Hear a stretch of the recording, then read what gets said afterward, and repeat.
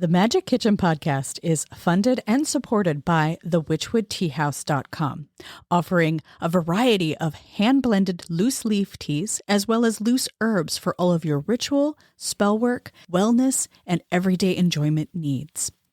If you would like to support this podcast while sipping a great cup of tea, head over to thewitchwoodteahouse.com and find the magic that's in store for you. This time in the Magic Kitchen, we're talking about Slavic magic. I'm Leandra Witchwood. And I'm Elise Wells. And welcome to the Magic Kitchen podcast, where we talk about magic, kitchen witchcraft, herbs, and everything in between.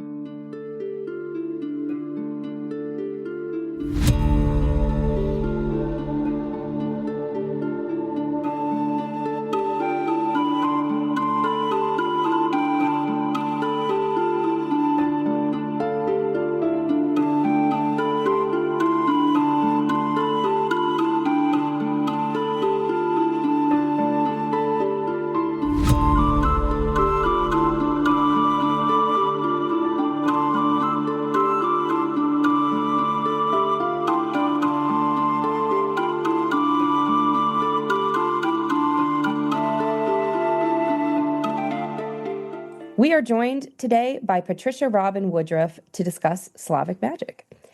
Robin is a Slavic magic researcher and spirit-initiated practitioner devoted to reclaiming the ancestral traditions of the Slavo-European lands. Founder of the Roots of Slavic Magic community, she teaches animism, folklore, and ancestral cosmology through the living threads of language, land, and lineage. Learn more in her Facebook group, The Roots of Slavic Magic, or at patriciarobinwoodruff.com, and you'll find those links in the show notes. Thank you for being here, Robin. Thank you for having me. We had met, I guess, a year ago, maybe 2 years ago. I don't know. Time is timey-wimey on that way. But I interviewed you for the Wild Hunt to discuss your work with Slavic magic. And so we connected way back then, and it was wonderful to learn about your work. And so I'm glad we can bring this here to our audience in the Magic Kitchen, because we had an episode probably 2 years ago now with Madame Pamita about her book on Slavic magic, and we got really good feedback. So today we're going to dive a little bit deeper with you. And for those who, even if they hadn't listened to that episode, maybe they're new to this practice, but they're really called to it. We just want to introduce them to what Slavic magic is and the complication of learning more about it. Because anyone who's new to this world, if they start Googling, it gets confusing really fast. Yeah, the Slavic lands were overlooked for so long because there wasn't a whole lot of primary sources, stuff written down. And so we have this big hole in our knowledge, really. And so people would be comparing deities from Celtic lands to like Greek deities. And they're like, oh, it's sort of like there's sort of a common, perhaps, ancestor of these two, but where can it be? And completely overlooking the Slavic lands. And so once you start getting into this information, so many things fall into place. It's like this forgotten box of puzzle pieces up in the closet, that just makes sense out of so many things. Give us an example of that. Well, even down lower, one of the things, trying to remember, perhaps it's in Kurdish lands. It's below the Black Sea, because the Black Sea is sort of where we're centered with the knowledge. And I said, I'm going to go off on all kinds of tangents, I'm telling you. The Black Sea, here. When the Ice Age, okay, we had the glaciers that had come down and covered the land about 10,000 years ago. When they were retreating and the water was melting and the land was completely changing because of this, because the weight of the glaciers actually caused some areas of land to rise, and then other places to completely flood. What wound up happening in the Black Sea is that it flooded. Okay, this is probably what caused the legend of all the major floods. And this was sort of the center of this Proto-Indo-European culture. And so it dispersed all over the place, right? It went up and it went down, and the Black Sea got bigger, and it kind of cut off the areas. And so they started developing like independently, so where was I going with that? It's the origin. It's where we all come from in our way in Europe. Right. Yeah. So I can put together things from below the Black Sea. So Aphrodite, there's a word origin for Aphrodite down below, and it clarifies that Aphrodite was originally a goddess of dawn. She was a goddess Interesting. she was a goddess of beginnings. And because of beginnings, like springtime and falling in love and all the rest of that stuff. But the Greeks kind of just focused on the love component. I mean, it was sort of male oriented, and that's the bit that appealed to them. And so, they just focused on that. So this linguistic clue for Aphrodite's name lets me know that it connects to the Lithuanian goddess Austea.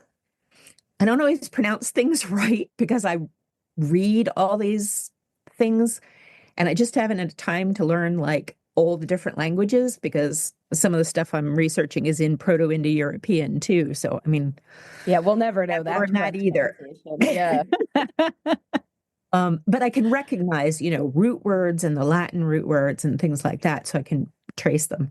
But it connects to Ostea and Ostara and Easter, and Aphrodite is just one component. It's just that she started to develop. It's like this like this tree, right? That they were all viewed as one deity, and then they become into the different cultures. Branch off.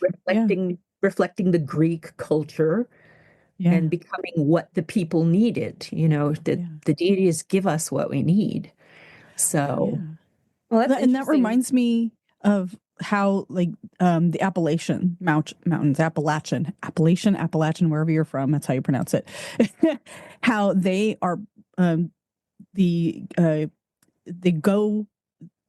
they were originally part of Scotland, part of Ireland, and up, I think all the way up into it's not Sweden. It's one of the Nordic territories.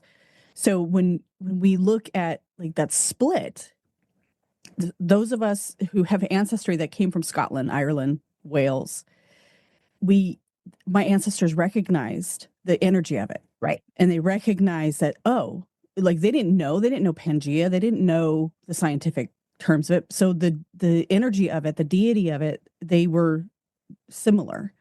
So that's how I relate to that, and I find that so interesting that there's other places in the world that's similar too.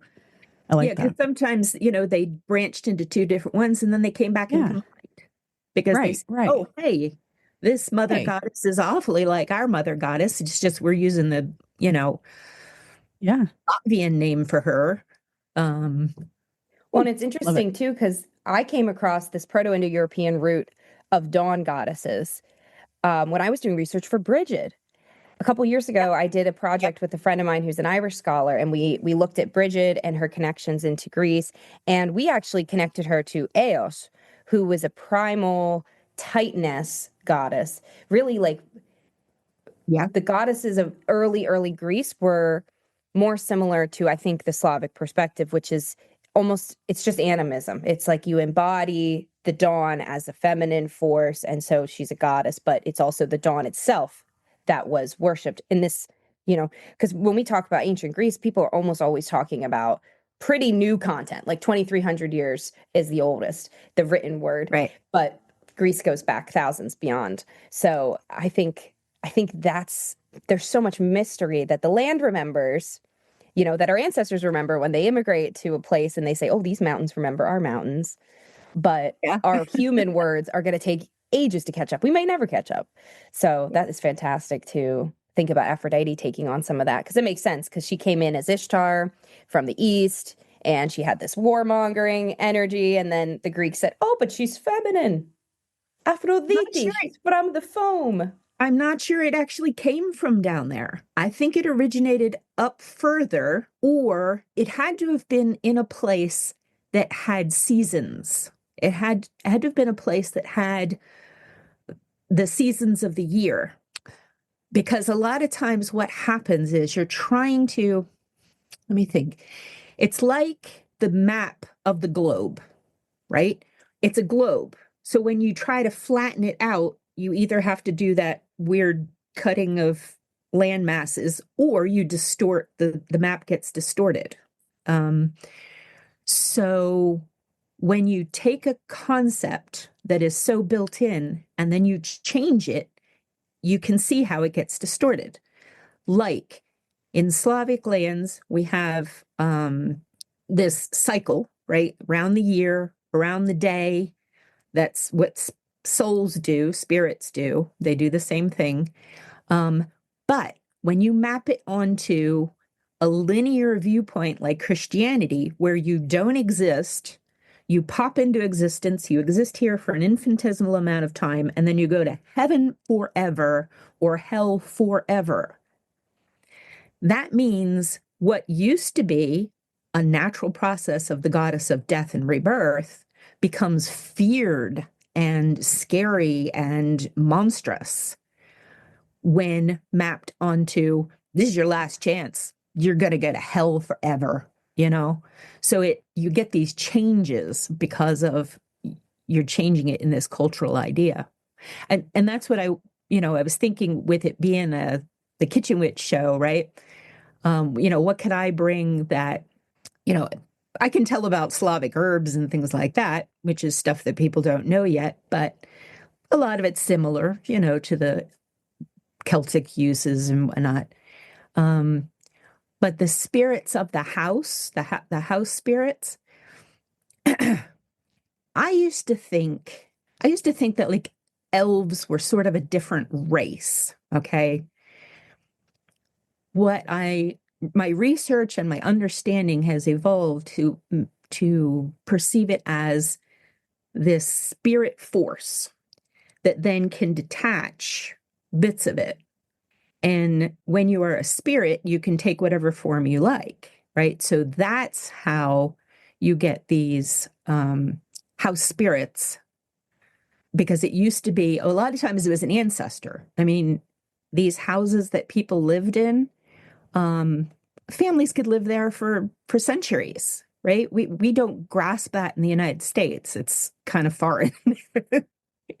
But when you have a family living there, well, the ancestral spirit wants to, of course, look after his family, male and female, both, your primal ancestors. They want to look after their family.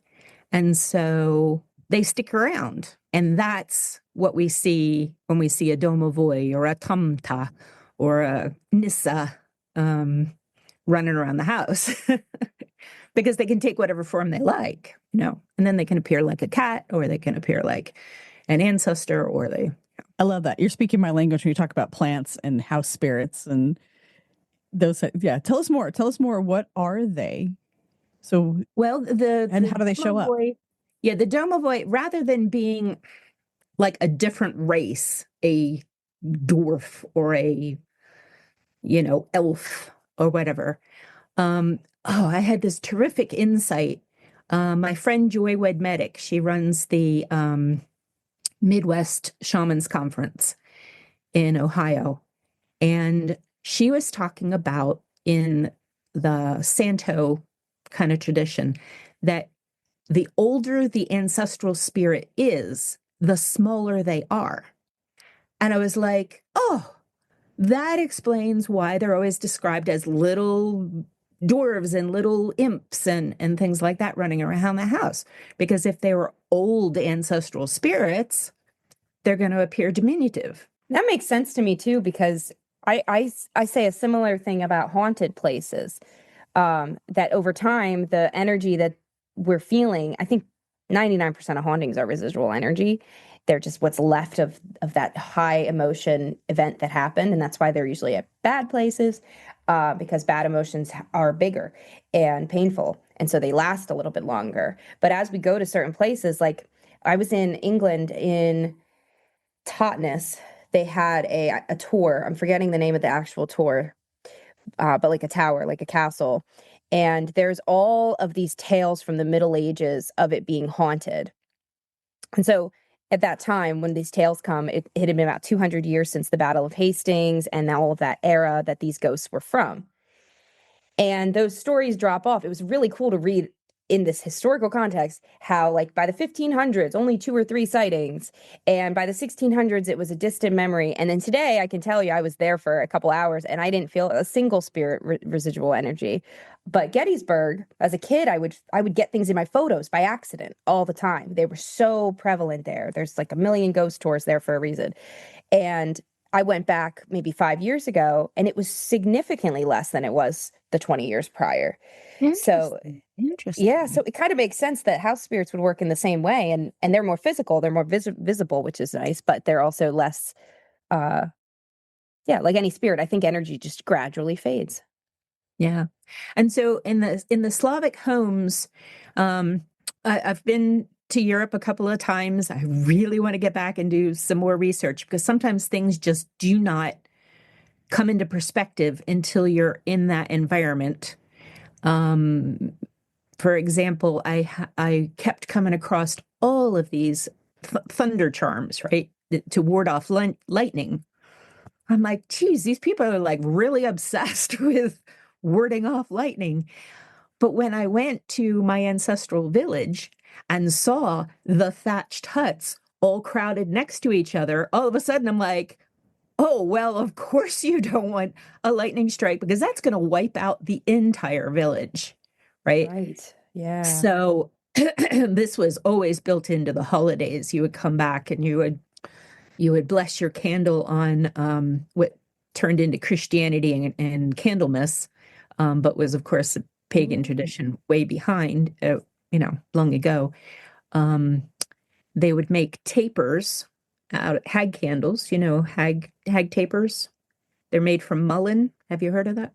Oh, I didn't know. Yeah, like a mullein torch. Oh, I didn't know they were called hag tapers. That's cute. Oh, that's a Greek thing too. Continue. I'll tell you the Greek part. So the mullein stalk, well, in Slavic lands, it's named Dejana. It's named after the goddess, the springtime goddess, Dejana.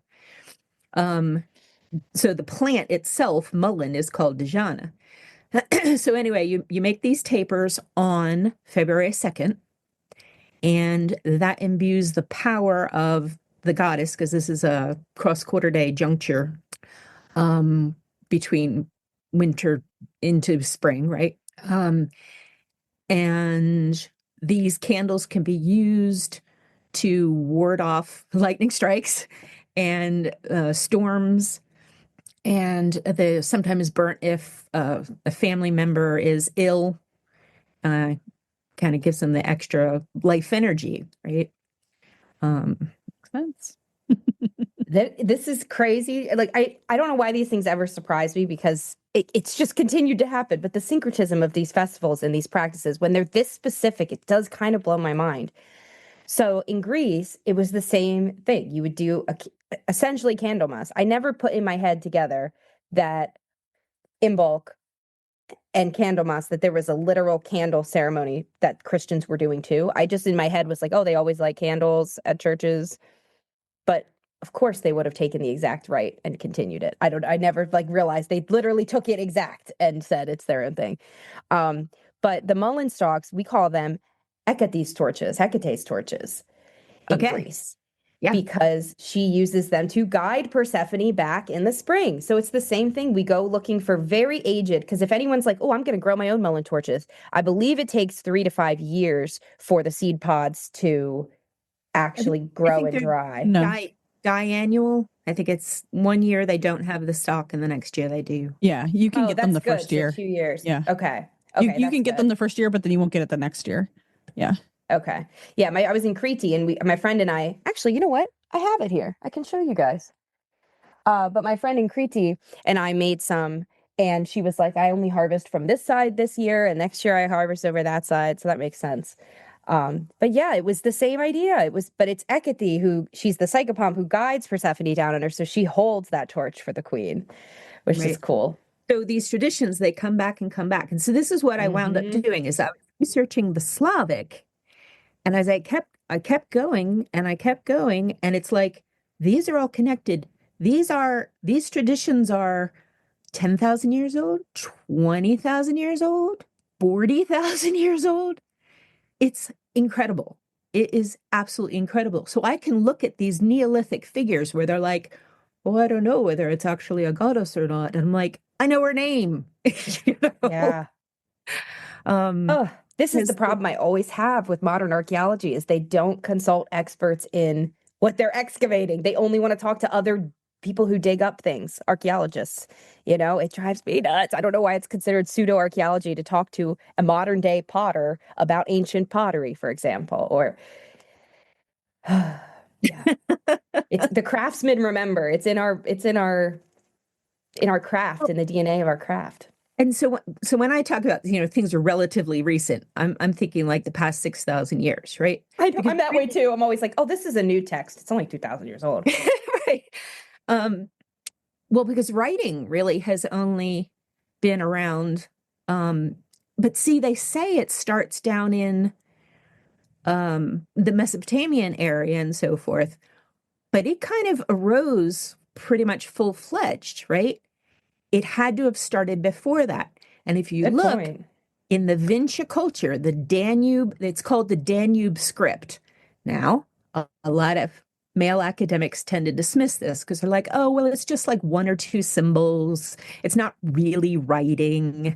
But this is where the concept started, and it started around that Black Sea area. I have a presentation on YouTube, and I put this together for the Parliament of the World's Religions a couple of years ago. And it explains a little, in 40 minutes, as much as I can explain about this huge continuum of time. But male academia, they say that primary sources are the most valid form of information. And they aren't. Yep. Because even though it was written down, it was often written down by antithetical By Christian. Conquerors. Right. Yeah. So they have a completely different perspective. They don't understand how the magic works. Right. They don't understand. They weren't in that culture. Yeah. Right. Yeah. Imagine you have a Christian reporter coming to your pagan gathering to talk to the Christian protesters of said pagan gathering. And then that's the only record of the pagan gathering. Would you trust that record? No. But because it's 4,000 years old and the guy who wrote it has one illustrious Roman name, I guess it's true.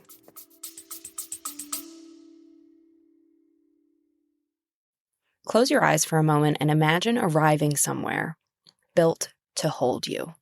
Stone paths leading to hidden caves of the goddess. Salt water clearing away old patterns. Long tables of food and friendship shared beside a sunset. Temples of the old gods. Alive in and around you. You are invited to join me in Greece on an in-person pilgrimage through ancient temples and landscapes where women once gathered to grieve, rest, and remember themselves. We travel to the temple of Artemis, Hecate's cave at Eleusis. We swim inside a temple of Hera and enter a hidden goddess cave and sacred sites to Aphrodite and Medusa. Our days are shaped by land, water, and ritual. Our nights are spent at a private villa with expansive views, a private pool, deep rest, and exceptional food prepared with care. This retreat is for women and non-binary seekers carrying exhaustion, grief, or a long history of holding it together. Join us at elisewells.com/feminine wound, where spots still remain. The land can hold it. Come to Greece and answer that call to heal. And they talk about, good and evil. And it's like that concept just didn't. You can't apply it. There was two forces that I've been able to identify, and it comes from early language roots and things like that. There is the G force, which is the life force. Okay. And in Slavic lands, it's a Z with a little swoosh above it and an I or an E, right? Or if you spell it out, it'd be ZHI. Well, this is the same as the concepts in the Orient of the chi and the ki. So this life force increases throughout the year until we hit the summer solstice. And then more energy starts to take over, more or mar energy, right? So the deities in the Slavic lands, we have Jiva, who is the goddess of life, and Mora, the goddess of death.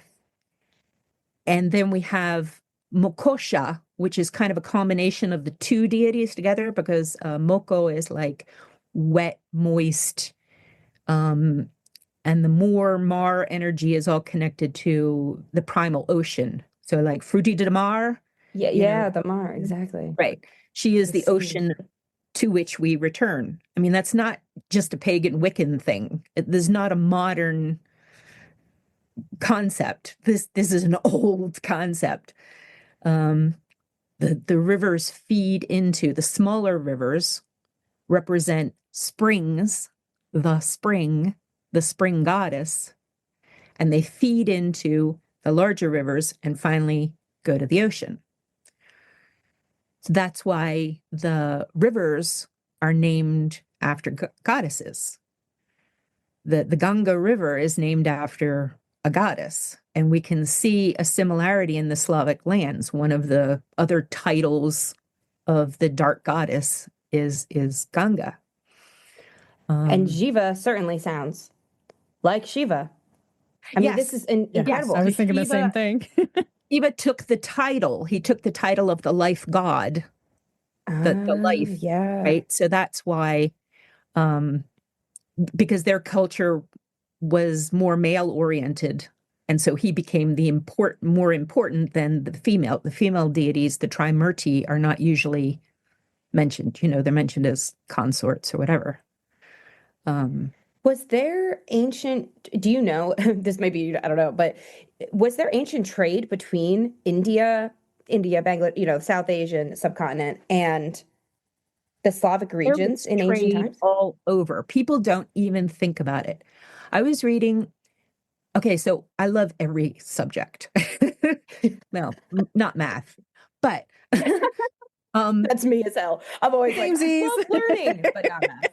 Not math, not technical manuals. I don't care how that machine no, works. thank you. So, I apply everything that I have learned into these conclusions, plant lore and the river lore and the linguistics and the archaeology and everything else. I was going somewhere with that.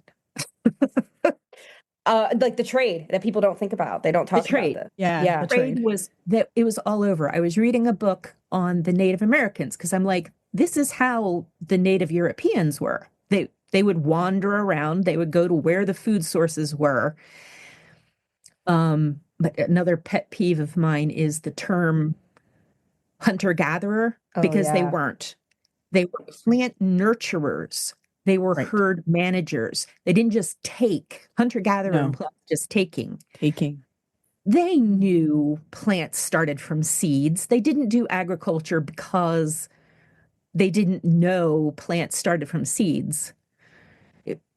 I read this one book. Oh, I was so mad. The author used every synonym for primitive, stupid, backward for older people that you can think of. And I'm like, they were smart. They knew this stuff. They knew more than we did because they were living there in nature, seeing these insects generating, and they took the time to watch that chrysalis. They knew about companion planting and all that fun stuff. Like exactly.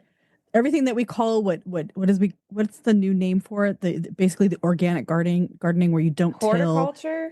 No, it's like bio something. Biodynamic. Yes, that's it. And I was listening to someone talk about it. I'm like, this is exactly what our ancestors did. They didn't till the land. I mean, they eventually did, but originally they didn't. They just planted. They fostered what grew there, the native plants, the things that and then they knew the timing of them. And then they knew the spirit. They distributed the seeds so it would spread.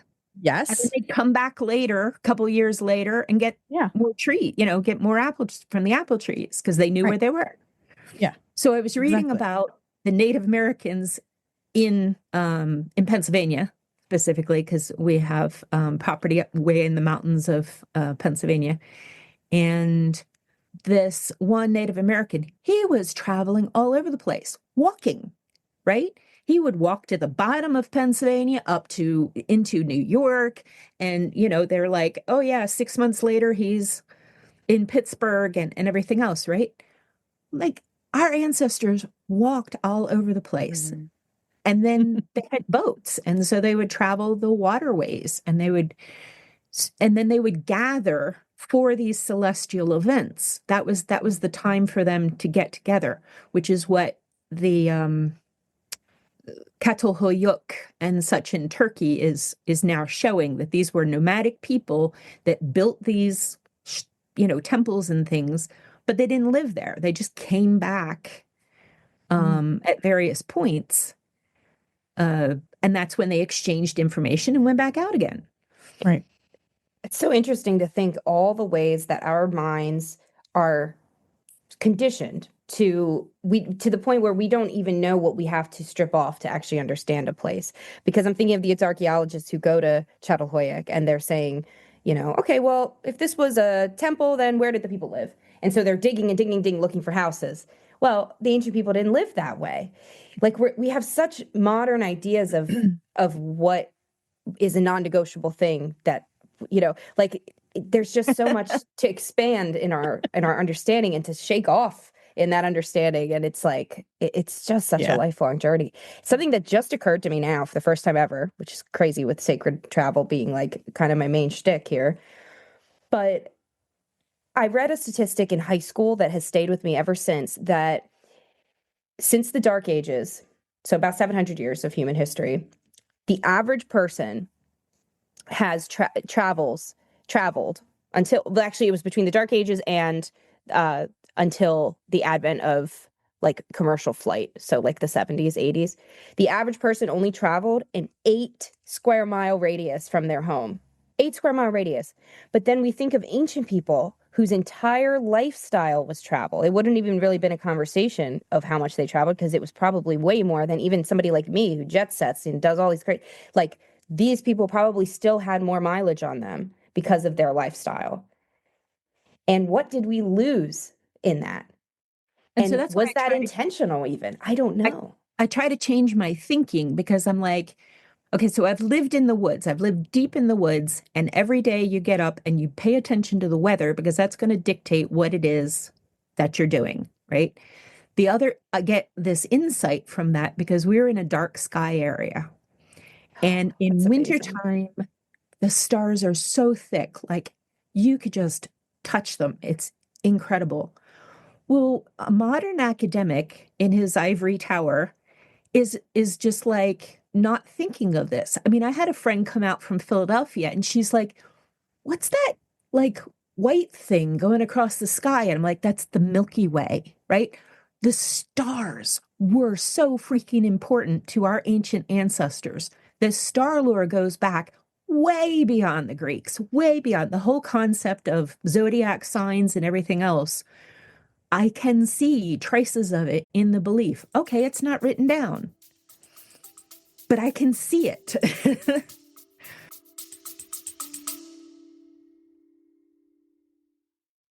Quick pause, because if any of this is resonating with you, but you still feel like you're missing something, you're not alone. Most witches aren't confused because they're doing it wrong. They're confused because no one ever taught them the skills or the context beneath the surface. That's why I created the Rebel Mystic Witchcraft skill trees. Each tree is a structured, grounded path that teaches you how different elements of witchcraft actually work, so you can build real confidence instead of second-guessing yourself. If you're ready for clarity, you can explore all the skill trees I have available, plus the growing library at leandrawitchwood.com, or feel free to join my free community, the Rebel Mystic Coven, to learn more. All right, back to the conversation.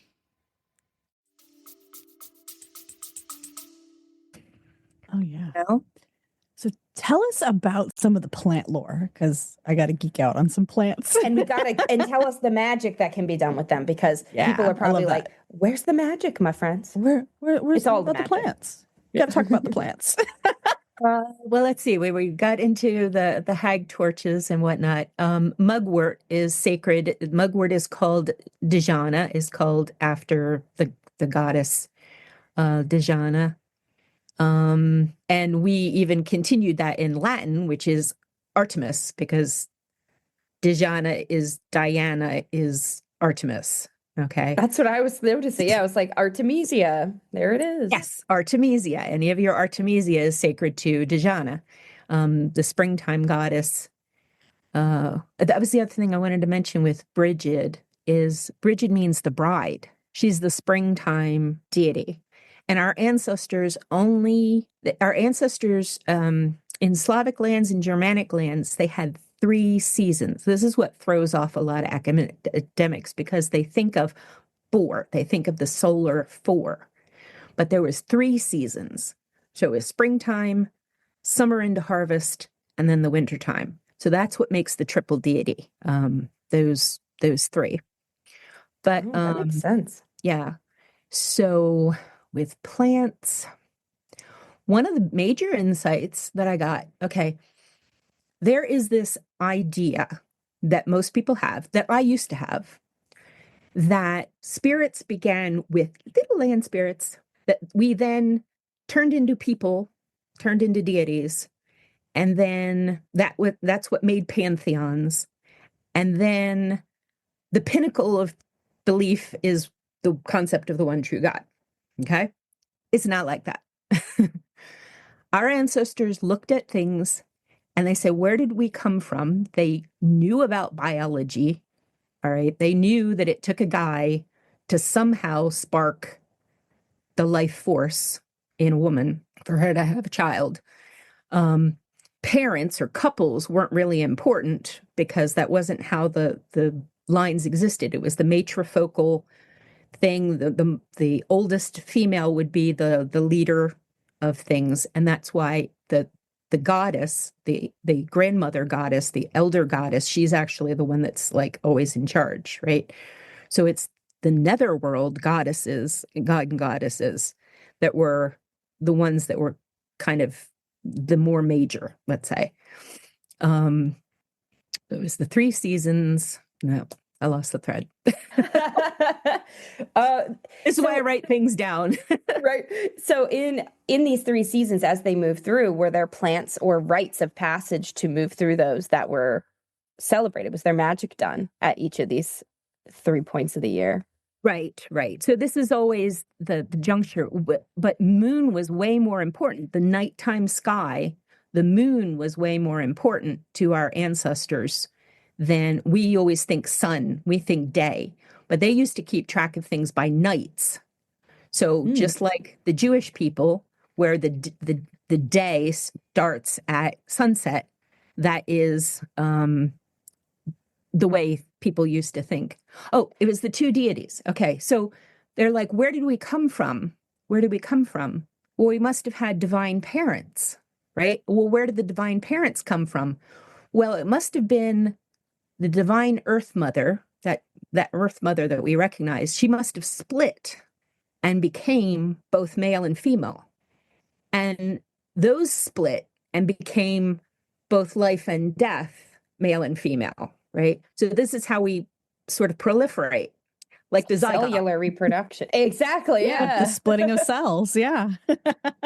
And so we see in plant lore, there are these tales because they were together and they knew about twins, and that became the divine twins. They were twins, right? So that's why Apollo and Artemis are twins. You'll see it in other places, but you'll see them as divine lovers, right? So they'll both be twins and divine lovers. Well, of course, in modern Catholic teaching, this is verboten. And so then this becomes tales of incest and people being punished. So there's this easy to flower demonize, that's called blue corn grass. Anyway, it has 2 colors on it. It has yellow and blue. And this yellow and blue were male and female. Not exactly sure which one is which, but I know that it's definitely representing male and female. So this plant has both colors on its flower stalk.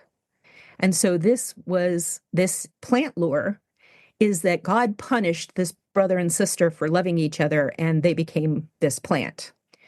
The same goes for pansies. And pansies and violets and all that, they were all sort of grouped together. Like the Proto-Indo-European words, they would often just have the same word they didn't differentiate the way we did. Okay, so swan and goose is actually the same word, and they connect lore-wise.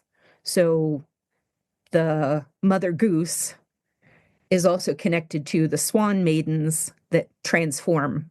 Okay, so we have these. So this concept of the violet, or I'm sorry, the pansy, is also connected to this brother and sister lore.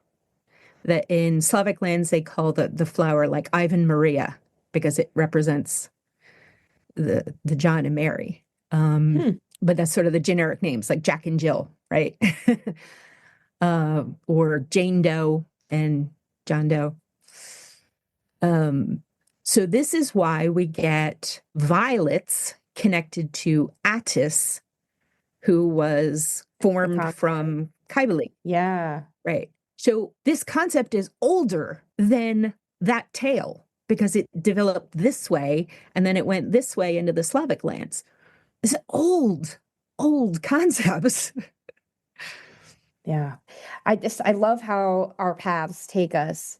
You know, we think we want to, I think everybody comes to witchcraft, paganism, whatever they like to call their path, but they come to this place and it's usually an inkling or a chasing of a certain thing, and then it gets deep and it gets complicated, and we're like, oh, well, I think I follow this thing and it's unique from all the other things.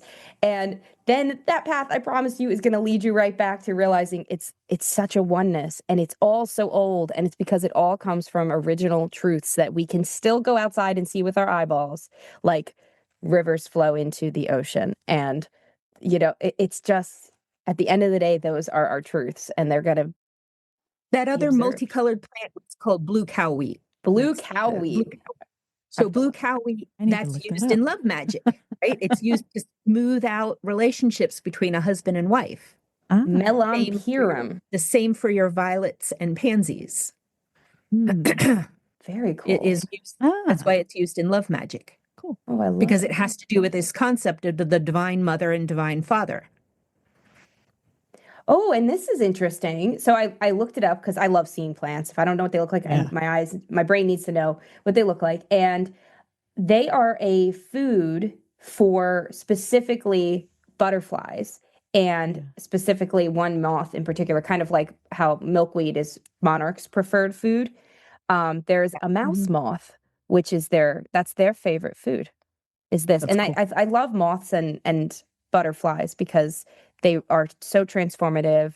A lot of spirit messengers choose them as, you know, like my ancestors love to come as butterflies. Insects are so much more important than we think. We just dismiss them, right? Insects. I'm pretty sure that it may have been Fraser. Anyway, he connected the concept between bug. In Slavic land, boog is the name for God. We have in Celtic lands boogie monster or a boggart. That's all connected. That's all connected with the primal spirit. And spirits were carried by moths and butterflies. In Slavic lands, there's the name for one place is the name for the moth is Mora, which is the dark goddess. The name of butterfly comes from, and you can see it better in Germany, where they're called butter witches, because they were thought to go to the cow and steal the milk, steal the butter. Right? You've heard all these tales of witches stealing the milk from the cows. And so that's why we have butter. That's why they're called butterflies. It's not because they're oh my gosh, yellow. That's so cute. Probably not to them back then, but yeah. Yeah. And this is where we get the Lord of the Flies, because the Lord of the Underworld is in charge of spirits, and the spirits fly around. And this is why fly agaric, it's not because it kills flies. That is an absolute myth. Okay. It is because it lets a spirit come into your head and then you see things. Mm-hmm. The fly agaric mushroom. Yeah. Mm.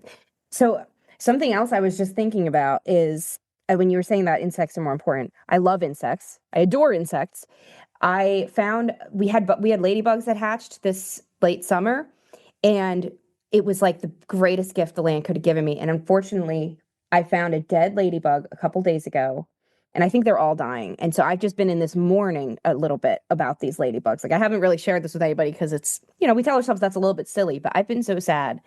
And I was outside making wreaths for my house for Christmas. And as of recording this, we're a couple weeks before the Yuletide season. And I was sitting outside, and as I'm wrapping this wreath, I look and there was a dead ladybug. And I was I'm like literally emotional about it. I was like, did I step on it? Like, how did it die? Like, I was so distraught. So I stopped what I was doing and I like did a little funeral for this little guy. I like took him out to our tomato plant that had nurtured him in his life, and I buried him there. And I had holly from the wreath I was making, and I made him like a little funerary arrangement.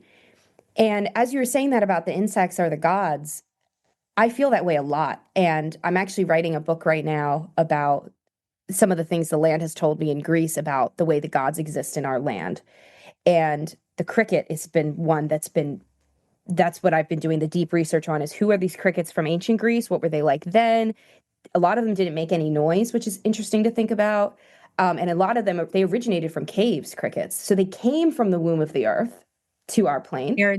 They are connected with ancestral spirits. Yeah. In Slavic lands, sometimes they're called Wow. grandfather or whatever, a cricket. It's just beautiful. I mean, I think of good old Jiminy, right? Jiminy. He's our conscience. He's guiding Pinocchio. The ladybug is called the ladybug because she's connected to the goddess. There's a fabulous paper by, the last name is Cor, C-O-R. And he wrote this thing where he studied all these traditions in all these different lands where they're all called ladybugs or variations on that, or now named after Virgin Mary, right? Because she carries on the lore of the goddess. And he's like, I think this has to have us conclude that this information is really old because it's found throughout all these different cultures and goes back to, so she was the messenger. Ladybugs are the messenger of the life goddess. Wow. While weevils are from the death goddess, because weevils suck the life force out of plant. So they're connected to the death goddess. So that's why, ladybugs and aphids. Aphids are connected to the death goddess, right? Ladybugs, they're twins. Yeah. They're like the two sides of the coin, the creatrix destroyer. Yep. Mm-hmm. Yep. Wow. Establishing the balance. Yeah. So I'm studying right now, I'm translating a paper from Romanian using translation programs and everything else. And somebody wrote a book on like the folklore of Romanian insects, this whole book on Romanian insects. And oh my goodness, I've added that to some of the other information I've gathered and made some terrific connections and progress. And I'm excited to learn more about that. Robin, thank you so much for joining us. This has been incredible. And I have a million rabbit holes myself I'm going to go down. I hope listeners feel the same way. They're probably already like pulling over the side of the road to write down these titles and stuff. What I want is to like spur people of like, oh, that fairy tale now makes perfect sense. Yeah. Yeah. That nursery rhyme, why in Slavic lands, they'll ask a ladybug, who am I going to marry? And then they'll run off in whatever direction, right? Gotcha. Because they're from the spirit world, so they know the future. That's awesome. Yeah. I love it. So everybody check out Robin's Facebook group, The Roots of Slavic Magic, and check out her website, patriciarobinwoodruff.com. Those links are in the show notes. Thank you so much for being here. This was fantastic. Thank you. Yeah, it was great talking to you. Merry meet, merry part, and merry meet again. Thank you for joining us on the Magic Kitchen podcast. Please visit my website, leandrawitchwood.com, for news, information, and more episodes. I'm Elise Wells. You can learn more about my current offerings and my upcoming retreats to Greece at elisewells.com. That's ELYSEWELLES.com. Did you know you can get a free reading from me every single Wednesday at 10 a.m.? Join me in my live devotional space for Sacred Wild Wednesdays.